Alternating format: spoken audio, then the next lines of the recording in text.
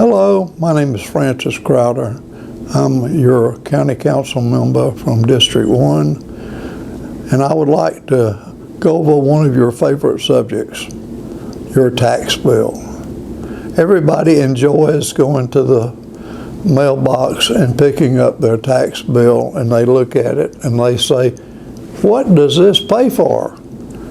So today I would like to go through the process of what makes up your tax bill, because I think it's very important for you to realize that we provide many wonderful and essential services for the citizens of Anderson County. The tax bill process actually starts with a budget, and this is a budget.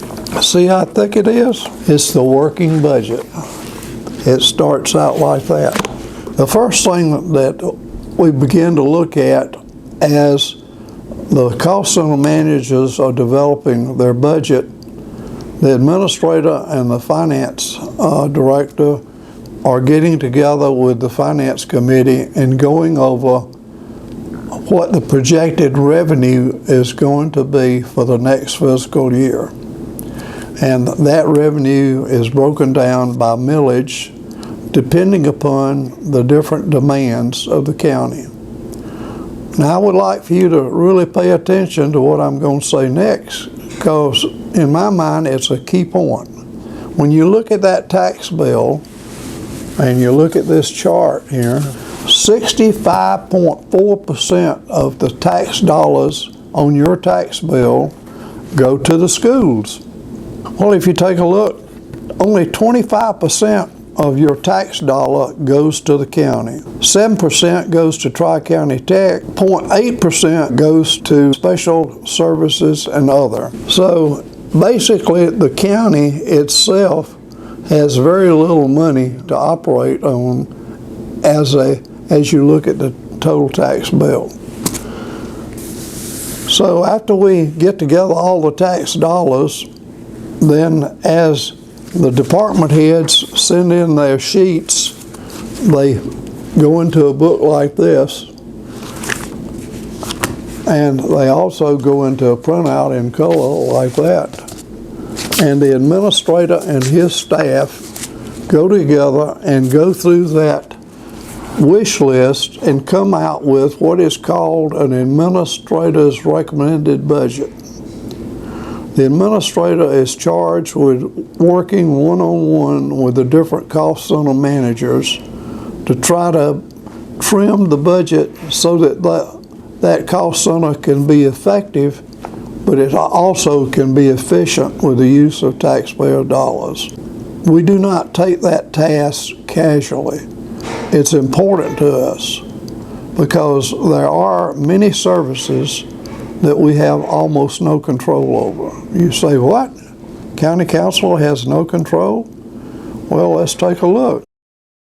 County Council has no control over how the money is spent in the school district.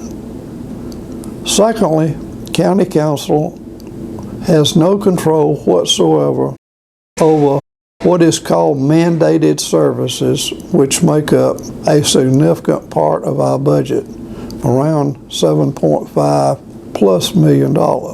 And these are functions that the state of South Carolina legislature says that each county must fund, yet we have no say-so basically in how those funds can be spent.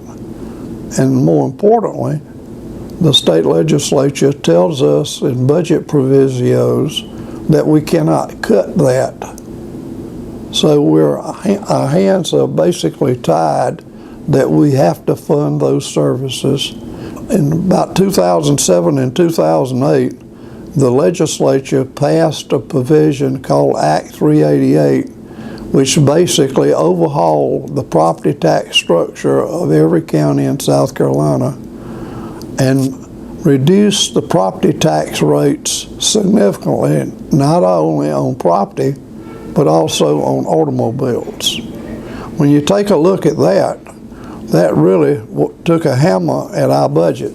For example, the amount of assessed value of revenue was reduced by $4,670,000 on property tax.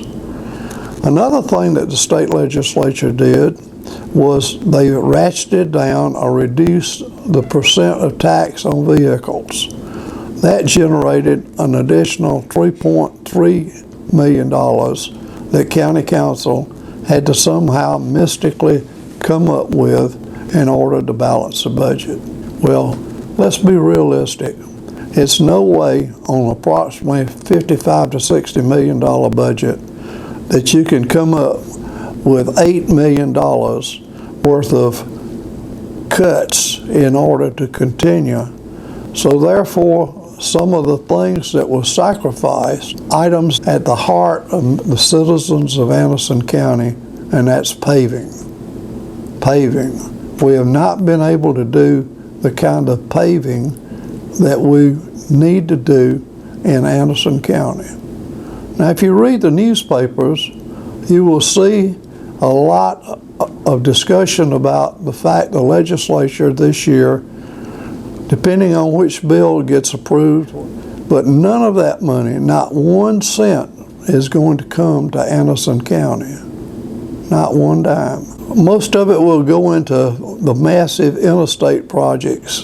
In Anderson County, we have 1,499 miles of county highways. Monies that come out of the state do not help us with that 1,499 miles of highways.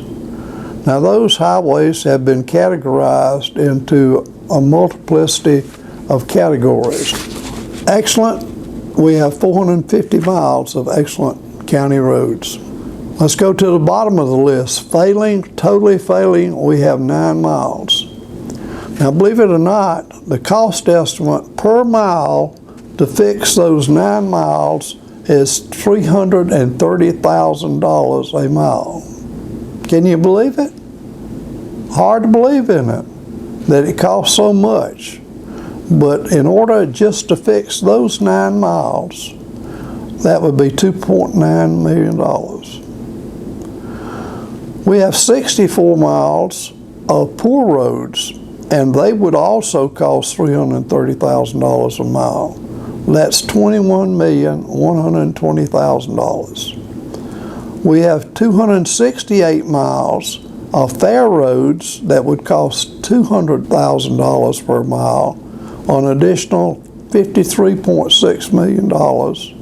And then we have 708 miles of good roads, and those roads would cost us $100,000 or $70 million. In total, that's $148.5 million. The county is in a dilemma. Not only our county, but every county in the state of South Carolina. How in the world are we going to begin to fund our infrastructure? Well, Columbia's not going to do anything about it. We've seen that for 6 years that I've been on council now. Each year they say we're going to come up with a solution, but keep in mind their solutions never include the roads in our county road system. So we can't pass it on to somebody else. You know, there's an old saying, well, let's just keep kicking the problem or the bucket down the road and maybe it'll just disappear. Well, that's what's happened now. We have kicked the bucket down the road, and that's why we have not only potholes but failing infrastructure up and down our county. Last year, we were very fortunate in that we funded about $3 million into our road system, which was an anomaly, which will not be repeated this year because funds are not available. And you say, well, why are funds not available? Well, you live and you go to the drugstore, you go to the grocery store, you go to the doctor's office, you go to a variety of places where you purchase items, and everything seems to be going up. Well, that's the way it is with county and state government. So the dollars that we have do not go as far as they used to, And that phenomenon has continued to occur every year but one since 2008, when the state made that $8 million worth of cuts. So I don't know what the solution is, but I'll be frank with you. We can either continue to just close our eyes and hope ultimately that somebody else does something about it. And I can tell you now, I don't believe that's going to happen. Somebody else is not going to do anything about it. Or we can face the proposition that we in Anderson County ourselves have to do something about it. And that's going to be a bullet to bite, because nobody likes increased taxes. Now I want to make a point. I'm not using this program to promote increasing taxes, but to only from a financial standpoint tell you about the options that we face when we put this budget together. Option number can be, we could do like York County, where York County passed a 1 cent sales tax and totally dedicated it to roads. And they did that many years ago, and the citizens liked it so much that because it had a sunset provision in it, they voted to continue it, and the roads of York County really are coming up to date. A second option is an option that approximately 10 counties in the state has, is to put on a vehicle fee. A vehicle fee is like a $15, $20, $25. Of the current counties that have a vehicle fee, they range anywhere from, I don't know why they selected $13.99, but one county does, up to $45 per car. Now at a $20 per vehicle, that would bring in $3.5 million, because believe it or not, Anderson County currently has 175,000 vehicles on the road. Now as you look around Anderson, you would think that they were all located here because our highways are really big. I don't know what the solution is. I don't know what the county council is going to do. I'm only presenting the fact that if we want our roads improved, now you can say we need to cut out of our existing budget. In the 6 years I have been here, I have tried to be a champion of cutting the budget, and I think that you will look and see that we have been very successful in doing that. We maintained, even with increasing cost pressures, that your taxes basically have not gone up. In fact, one year it went down 1 mil, but you didn't recognize the 1 mil, because while our part of the budget went down 1 mil, the school budget went up, so the net effect on your cost bill was still the same or a little bit more. So we have tried to be good fiduciary managers of the tax dollars that come into Anderson County. Now the Public Works Department, which is responsible for paving of our roads, repair of our bridges, replacing culverts, or those big terracotta things that you see underneath roads, are busy at work. In addition to that, they do the potholes. Now I know that they could do a whole lot more if they had funds. Now some of the successes of using the vehicle fee have been the fact that that money was 100% allocated to paving roads.